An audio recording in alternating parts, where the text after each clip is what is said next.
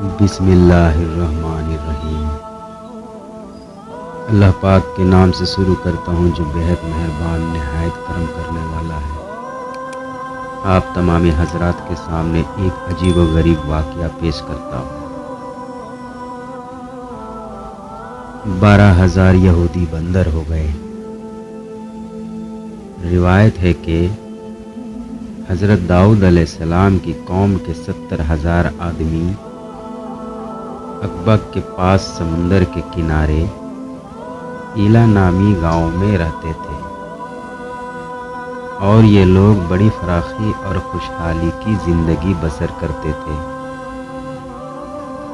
اللہ تعالیٰ نے ان لوگوں کا اس طرح امتحان لیا کہ سنیچر کے دن مچھلی کا شکار ان لوگوں پر حرام فرما دیا، اور ہفتے کے باقی دنوں میں شکار حلال فرما دیا، مگر اس طرح ان لوگوں کو آزمائش میں مبتلا فرما دیا کہ سنیچر کے دن بے شمار مچھلیاں آتی تھیں اور دوسرے دنوں میں نہیں آتی تھی۔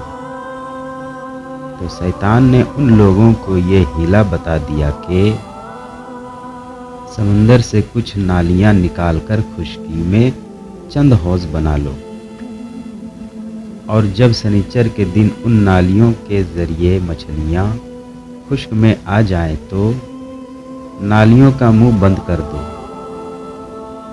اور اس دن شکار نہ کرو، بلکہ دوسرے دن آسانی کے ساتھ ان مچھلیوں کو پکڑ لو۔ ان لوگوں کو یہ شیطانی حیلہ بازی پسند آ گئی۔ ان لوگوں نے یہ نہیں سوچا کہ جب مچھلیاں نالیوں اور حوضوں میں مقید ہو گئی تو یہی ان کا شکار ہوگا، تو سنیچر ہی کے دن شکار کرنا پایا گیا جو ان کے لیے حرام تھا۔ اس موقع پر ان یہودیوں کے 3 گروہ ہو گئے۔ پہلا گروہ، کچھ لوگ ایسے تھے جو شکار کے اس شیطانی حیلے سے منع کرتے رہے اور ناراض و بیزار ہو کر شکار سے باز رہے۔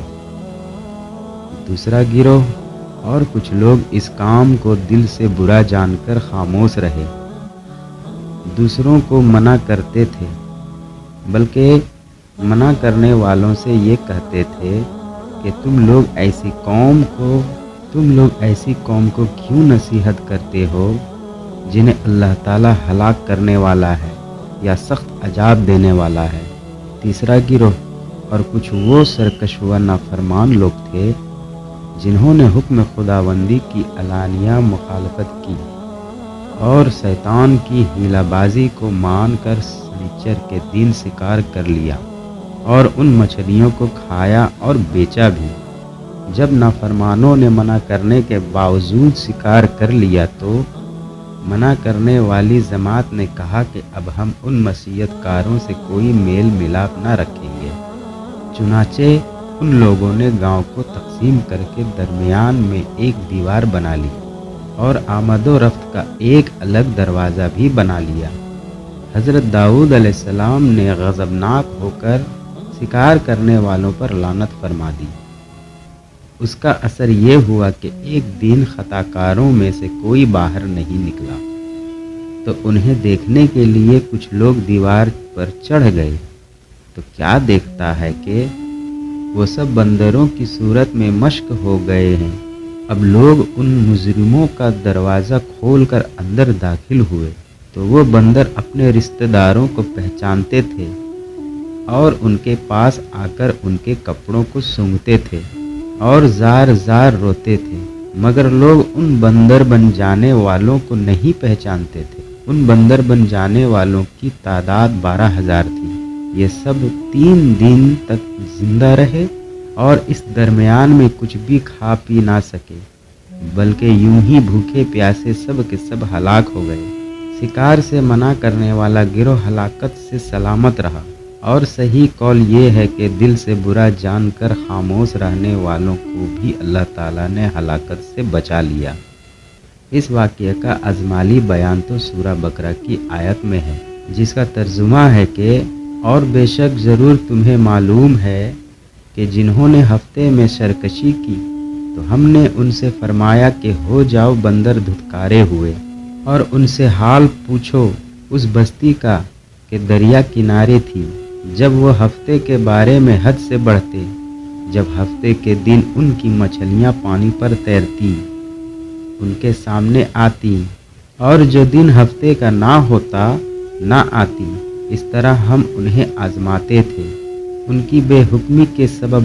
اور جب ان میں سے ایک گروہ نے کہا کیوں نصیحت کرتے ہو ان لوگوں کو جنہیں اللہ ہلاک کرنے والا ہے یا انہیں سخت عذاب دینے والا ہے، بولے تمہارے رب کے حضور معذرت، اور شاید انہیں ڈر ہو پھر جب وہ بھلا بیٹھے جو نصیحت انہیں ہوئی تھی۔ ہم نے بچا لیے وہ جو برائی سے منع کرتے تھے، اور ظالموں کو برے عذاب میں پکڑا، بدلہ ان کی نافرمانی کا۔ پھر جب انہوں نے ممانعت کے حکم سے شرکشی کی، ہم نے ان سے فرمایا ہو جا بندر دھتکارے ہوئے۔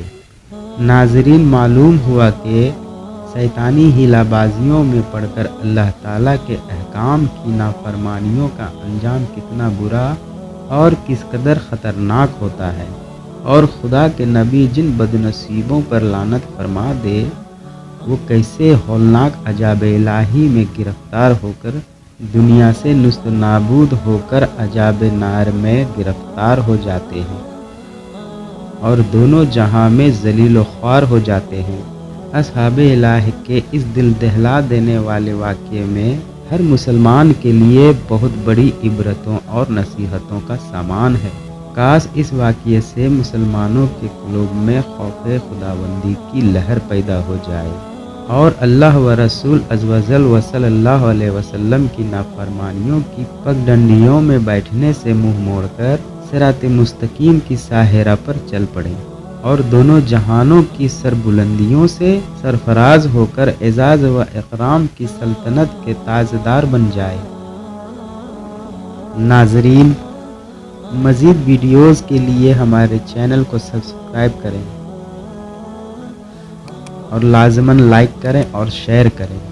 سانسوں نے وفا کی، تو ملتے ہیں اگلے ویڈیوز میں۔ تب تک کے لیے اپنا خیال رکھیں، اپنے والدین کا خیال رکھیں۔ خدا حافظ۔